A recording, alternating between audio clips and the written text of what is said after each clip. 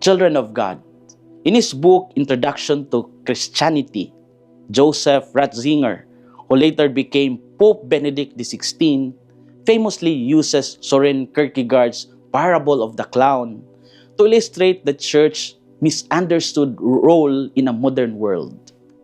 As a burning circus causes a clown to rush to a nearby village for help, the villagers mistake his intentions only for comedic effect. The clown kept shouting that everything was already burning, but people laughed because he wore a costume. His voice sounded urgent, yet his appearance made him unbelievable.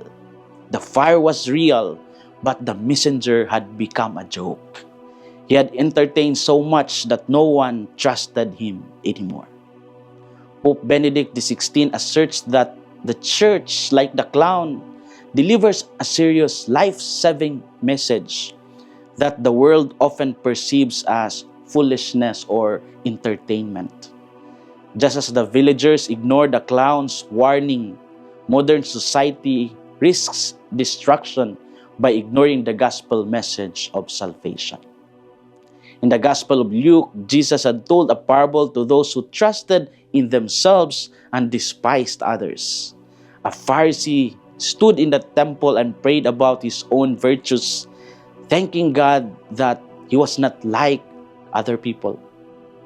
Meanwhile, a tax collector stood at a distance, would not even raise his eyes to heaven, and prayed humbly, asking for God's mercy. Jesus declared that the tax collector went home justified, not the Pharisee. What are our inspirations for today? First, the humble heart is the weakness of God. The Pharisee recited his achievements. He fasted twice a week and paid tithes on his income. His life sounded impressive, but it was centered on himself. The tax collector spoke few words. His prayer had been simple and broken. Yet those few words carried truth and repentance. Now we examine our own way of praying. Do we pray to impress or do we pray to confess? Are we more concerned with how we look before others or how we stand before God? Second, compare less and confess more. The Pharisee had compared himself with the tax collector.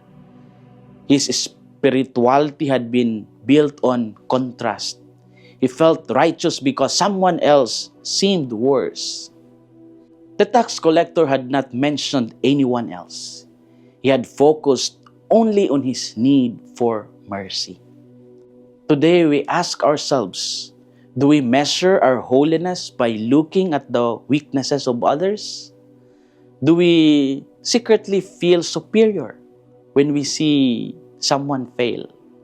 Do we have the courage to admit our own need for mercy without excuses? Children of God, the clown in the story lost credibility because he was hiding behind a costume. The Pharisee in the temple lost justification because he was hiding behind comparison. The tax collector found mercy because he dropped all disguises. Jesus made it clear that whoever exalts himself will be humbled, and the one who humbles himself will be exalted. We live in a world that rewards performance, but God looks at the heart. When we kneel in prayer, we are invited to remove our disguises, for in the end, God sees our hearts. This is Father Felmar, SVD, your good news caster from Radio Veritas Asia, the voice of Asian Christianity, and may the Almighty God bless you, the Father, the Son, and the Holy Spirit. Amen. Thank you for watching and listening. Stay inspired every day with our daily reflections.